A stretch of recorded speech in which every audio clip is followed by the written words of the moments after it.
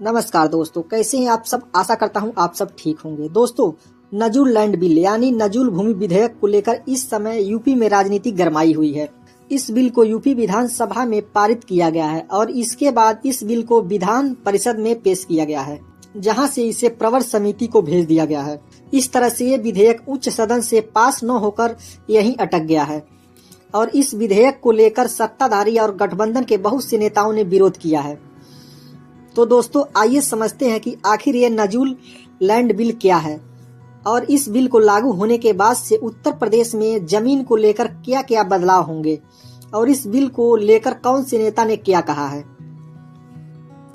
दोस्तों, 31 जुलाई को यूपी विधानसभा में उत्तर प्रदेश नजूल संपत्ति विधेयक 2024 पारित हुआ था। विधेयक का उद्देश्य नजूल भूमि की रक्षा करना बताया गया है। दरअसल नजूल का मतलब ऐसी भूमि या भवन से है जो सरकारी दस्तावेज के आधार पर सरकार की संपत्ति कहलाती है। शहरों और गांवों या उनके नजदीक स्थित ऐसी सभी संपत्तियां, भूमि या भवन जो राज्य सरकार की हैं, नजूल संपत्ति कहलाती हैं। इसमें वे सभी संपत्तियां भी शामिल है जिनके लिए सरकार अधिसूचना द्वारा घोषित किसी कानून के तहत पट्टा, लाइसेंस या कब्जा दिया गया है। दोस्तों, इस विधेयक के अनुसार कानून लागू होने के बाद किसी भी नजूल भूमि को किसी निजी व्यक्ति या निजी संस्था के पक्ष में पूरा मालिकाना हक हस्तांतरित नहीं किया जाएगा। इसके बजाय भूमि का इस्तेमाल सार्वजनिक उद्देश्यों के लिए जरूरी हो जाएगा। विधेयक में प्रस्ताव किया गया है कि नजूल भूमि को निजी व्यक्तियों या संस्थाओं को हस्तांतरित करने के लिए कोई भी अदालती कार्यवाही या आवेदन रद्द कर दिया जाएगा और यह सुनिश्चित किया जाएगा कि ये भूमि सरकारी नियंत्रण में रहे। यदि इस संबंध में कोई धनराशि जमा की गई है तो ऐसे जमा किए जाने की तारीख से उसे भारतीय स्टेट बैंक की marginal cast of fund based landing rate की ब्याज दर पर धनराशि उसे वापस की जाएगी। यह सरकार को मौजूदा पट्टेदारों के लिए पट्टे को बढ़ाने का अधिकार देता है जो नियमित तौर पर किराया देते हैं और पट्टे की शर्तों का पालन करते हैं। इससे पट्टेदार भूमि का उपयोग जारी रख सकते हैं जबकि इसे सरकारी संपत्ति के रूप में बनाया रखा जा सकता है। विधेयक का उद्देश्य नजूल भूमि प्रबंधन को सुव्यवस्थित करना और अनाधिकृत निजीकरण को रोकना बताया गया है। दोस्तों, आइए नजूल भूमि का चलन कब से है इसके इतिहास के बारे में थोड़ा सा जानते हैं। दोस्तों, नजूल भूमि का जन्म ब्रिटिश शासन के दौरान हुआ।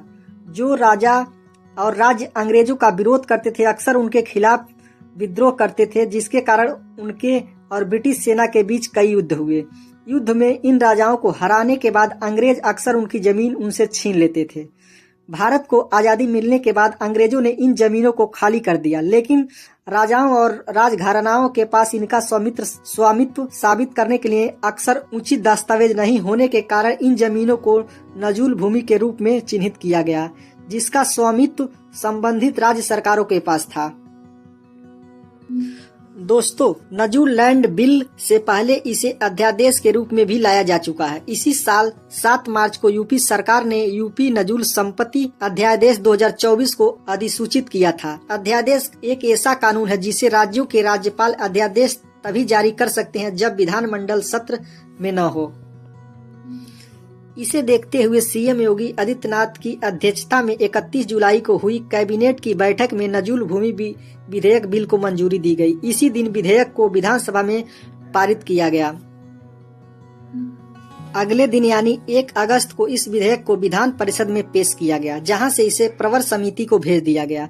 इस तरह से यह विधेयक उच्च सदन से पास न होकर यहीं अटक गया। इसके बाद यूपी विधानसभा और विधान परिषद का मानसून सत्र गुरुवार को अनिश्चित काल के लिए स्थगित हो गया। दोस्तों, विधानसभा में बुधवार को सपा कांग्रेस विधायकों के हंगामे और प्रदर्शन के बीच नजूल संपत्ति विधेयक 2024 को पारित कराया गया था। हालांकि विधेयक पर चर्चा के दौरान सत्ताधारी भाजपा के ही कुछ विधायकों ने इस पर असहमति जताई थी। इसके अलावा एनडीए में शामिल निषाद पार्टी अपना दल ने भी विधेयक पर अलग राय रखी।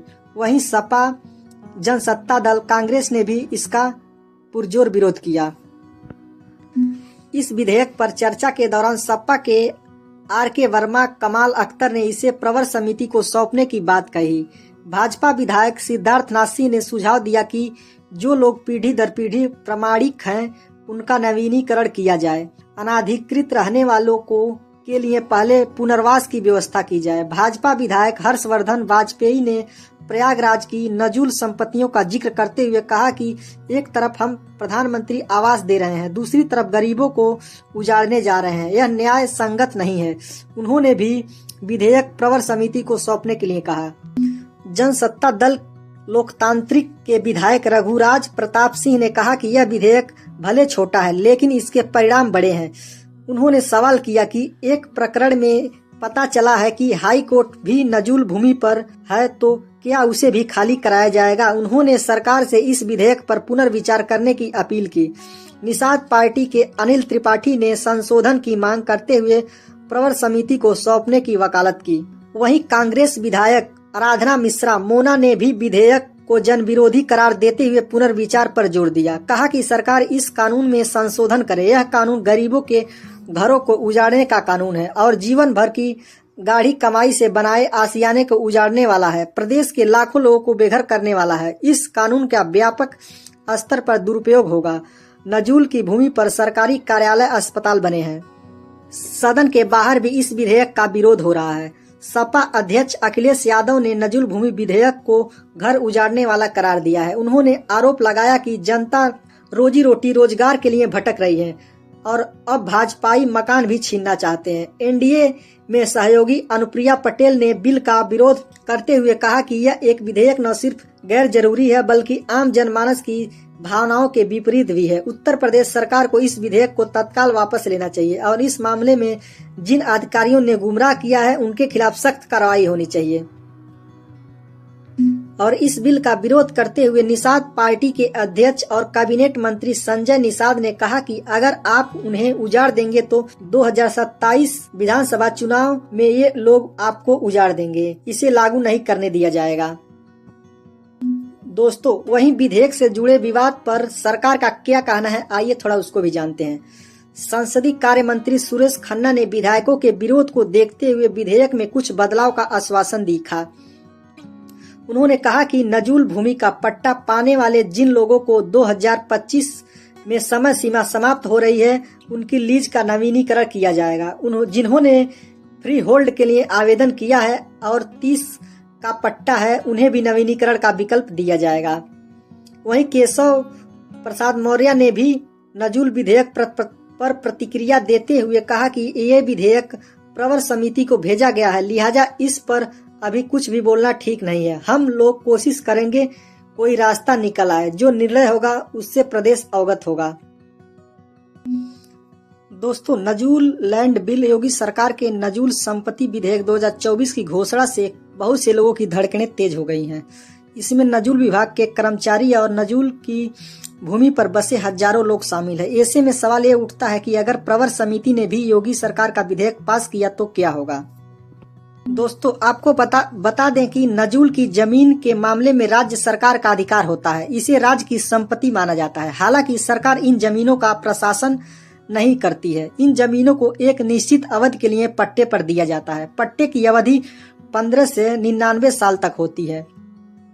लोग राजस्व विभाग में आवेदन देकर पट्टे की अवधि को बढ़ा सकते हैं। सरकार नजूल की जमीन को वापस लेने या अपडेट करने या इसे रद्द करने का अधिकार अपने पास सुरक्षित रखती है।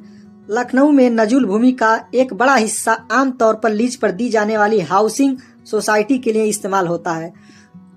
अब योगी सरकार ऐसी जमीनों पर कब्जा करने की रणनीति बनाती दिख रही है। दोस्तों, नजूल लैंड बिल को लेकर आप क्या कहते हैं, कमेंट बॉक्स में जरूर बताएं। और जानकारी अच्छी लगी हो तो वीडियो को लाइक और चैनल को सब्सक्राइब भी कर लीजिए।